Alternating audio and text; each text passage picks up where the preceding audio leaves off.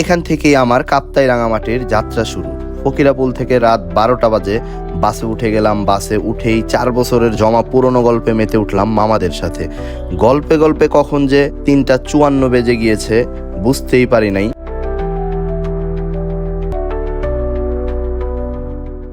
এইদিকে ভোরের আকাশ উকি দিচ্ছে বাসের জানালা দিয়ে। ভোরের আকাশের রংটাই আলাদা। ধীরে ধীরে আধার সরে গিয়ে আলো জন্ম নেয়। নতুন দিনের নীল আকাশের কোণে কোণে মিশে থাকে লাল আর কমলার ছোঁয়া। পাখির ডাক ভরে তোলে চারপাশ।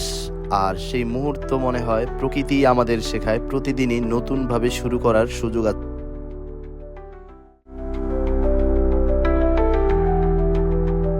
এইদিকে আমি 2টা বাস চেঞ্জ করে সিএনজিতে বসলাম কাপ্তাইয়ের উদ্দেশ্যে। পাহাড় আর সবুজের মাঝখানে আঁকাবাঁকা রাস্তায় চলতে চলতে চলেই এলাম কাপ্তাইয়ের সেই বিখ্যাত চন্দ্রলোক কটেজ। কটেজটি ম্যানেজ করে দেয় আনিস মামা, যার উদ্দেশ্যে মূলত চট্টগ্রামে পাড়ি দেওয়া।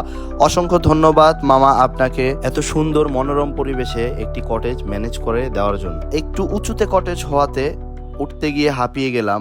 এইদিকে পাহাড়ের বুক চিরে বয়ে গেছে শান্ত নদী, সবুজে মোড়া চারপাশ যেন ছবির মতো। পাহাড়ের নীরবতা আর নদীর কলকল ধ্বনি একসাথে মিলে তৈরি করে এক অন্যরকম প্রশান্তি।